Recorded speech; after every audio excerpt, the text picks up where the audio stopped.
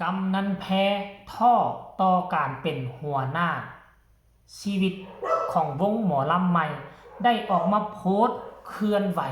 ว่าแบบนี้จนเฮ็ดให้นกพงศกรกับบอสโนเข้ามาแชร์และก็คอมเมนต์ให้กำลังใจทันทีทักทายสบายดี FC แฟนคลับทุกท่านมาพบมาพ้อกับเจบ่าวลาวช่วงเศร้าๆมื้อนี้ก็เป็นเรื่องราวที่มันบ่ค่อยดีต่อกับเขาเอิ้นว่าหัวหน้าผู้บริหารวงน้องใหม่ไต่ดาวหากก็เกิดขึ้นใหม่ๆสดๆในฤดูกาลนี้เนาะก็คือวงเสียงวี62หรือว่าวงอลังการโชว์ภายใต้การนำพาของกำนันแพรซึ่งพวกเฮาฮู้จักและคุ้นหน้าคุ้นตากันดีกำนันแพรเป็นเขาเอิ้นว่าหยังก็เป็นตัวตลกที่มีคุณภาพขึ้นเวทีใดเวทีนั้นม่วนกุ๊บโดยเฉพาะขั้นกรณีว่ามาเจอกับอาอายมาเจอกับบอดนุยิ่งสนุกสนานกันเข้ากันไงที่ผ่านมาก็เคยมีปัญหาหลายสิ่งหลายอย่างจนถึงขั้นจะลาออกจนถึงขั้นจะหยุดเซากันเป็นหมอลอกหมอลำแต่ว่าในที่สุดบอดนุเนาะก็ได้เรียกเข้ามาและมอบตำแหน่งที่สำคัญให้ไปคุมวงใหม่ได้เป็นหัวหน้าวง2นั่นเองก็คิดว่าทุกสิ่งทุกอย่างมันจะราบรื่นเพราะผู้บริหารส่วนใหญ่แล้วก็เป็นเจ้าของเดียวกันบ่ว่าจะเป็นบอดนกแล้วก็ลุงใหญ่แห่งเสียงวี6แต่ปรากฏว่าวงตั้งใหม่ก็คือวงตั้งใหม่การงานบ่ค่อยหลายในเมื่อการงานบ่ค่อยหลายสิ่งที่ตามมาก็คือหยังมีคำวิพากษ์วิจารณ์ต่างๆนานาแล้วก็มีคนดูหมิ่นดูถูกดูแค้นวงน้องใหม่บ่มีการบ่มีงานสิเอาเงินใส่ไปเลี้ยงลูกเลี้ยงเมียสิเอาเงินใส่ไปเลี้ยงดูครอบครัว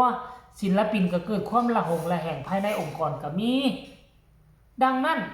เจอปัญหาลุ่มเล่าคนตำหนิติเตือนคนวิพากษ์วิจารณ์แบบใส่ร้ายป้ายสีแบบดูหมิ่นดูถูกทางกำนันแพรก็อดบ่ได้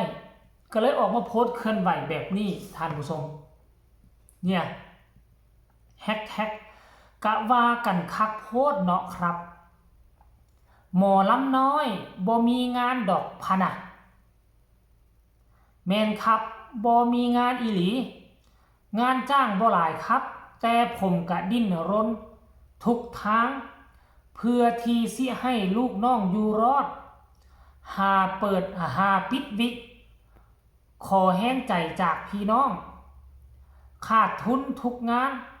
กระจายลูกน้องเต็มแห้งคือเก่าผู้บริหารบอดนุเพิ่นกะบ่ได้อยู่ซื่อๆหางานให้ลูกๆยอมขาดทุนเพื่อให้วงได้เดินต่ออลังการโชว์คือหมอลำใหม่ครับงานบ่หลายแต่กะขอความเมตตาจากพี่น้องแน่เด้อครับแล้วก็เฮ็ดอีโมจิห้องให้มาให้อลังการโชว์มีที่ยืนแน่เด้อพี่น้องครับแฮชแท็กให้โอกาสลูกแน่เด้อแฮชแท็กเสียงวี6อลังการโชว์ย่าว่าให้กันเด้อครับแฮชแท็กกำนันแพรท่านผู้ชม FC แฟนคลับบ่ว่าจะเป็นอลังการโชว์บ่ว่าจะเป็นวงใดๆถ้าก่อตั้งขึ้นปีแรกมันก็จะเจอปัญหาแนวนี้ทันทีแต่ถ้าหากว่าสามารถอดทนสู้ซนฝ่าฟันประคับประคองกันไปฮอดปี2ได้นั่นแหละเป็นปีที่จะคอยลืมตาอ้าปากได้แต่ว่ากับบ่ถึงขั้นว่าหลายนะการงานน่ะย่างเข้าปี3จึงเอิ้นได้เต็มปากเต็มคำการงานจึงจะไหลมาเทมาสำคัญคือปีนี้สากลคันท่าว่าผู้ไปคุมวงใจท่อใจถอยทิ่มวงกลางคันวงนั่นก็เดินไปต่อบ่ได้หรือว่ามีศิลปินคนใดคนหนึ่งมีสมาชิกคนใดคนหนึ่งโอ้เห็นแล้วมันบ่มีการบ่มีงานกูสิย้ายวงใหม่ดีกว่าพากันออกเข้าพากันออกเข้าเฮือนซ่านบ้านซอนน่ะฝาด้านนี้ทะลุกระตาบมื้อนึงฝาด้านนั้นทะลุกระตาบมันก็บ่มีโอกาสเนาะเติบโตแล้วก็สูงขึ้นเพราะฉะนั้นอลังการโชว์ภายใต้การนำพาของกำนันแพรจงหักแน่นสามัคคีกันจงสามัคคีกันอดทนเขาเอิ้นว่าอดส้มคอยได้กินหวานมื้อนี้อดกินเปรี้ยวสากลถ้าจะอดกินเปรี้ยวไปเมื่อปีนี้นะอดกินเปรี้ยวไปสากลปีหน้าเจ้าก็จะได้กินหวาน ถ้าเจ้าบ่อดกินเปรี้ยวเจ้าจะกินหวานเลยวงเจ้าตั้งใหม่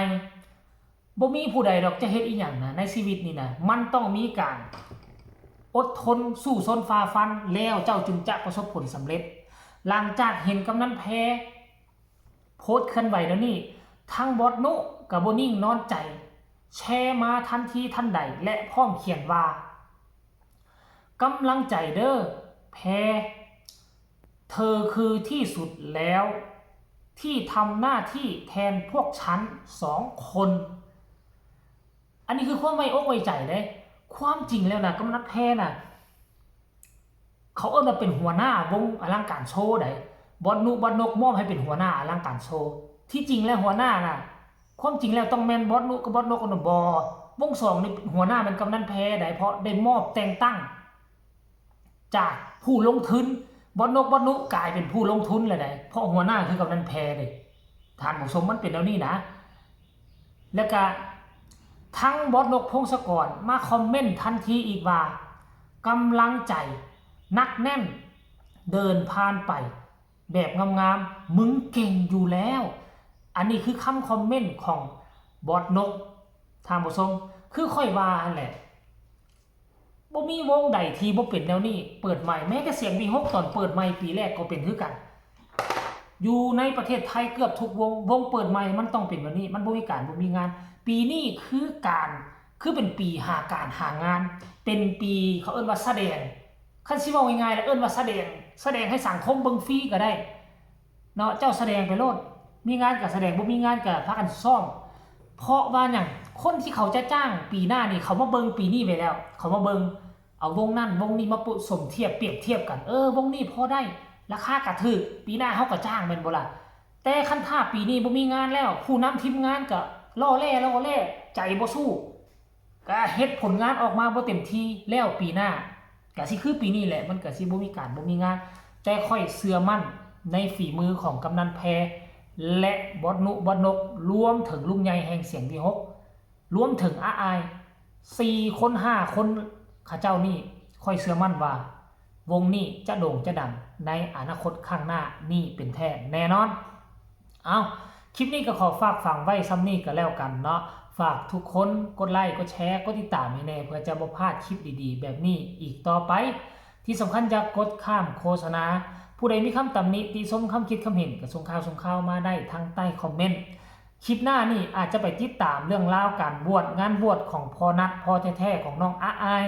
เจบอกเราจะเข้าไปสอดส่องเบิ่งว่าน้องอาอายได้ไปช่วยการใช้งานอยู่บ้านบ่หรือว่าติดงานคอนเสิร์ตเฮาต้องมาติดตามอย่างใกล้ชิดสำหรับคลิปนี้ขอลาทานผู้ชมไปก่อนสบายดี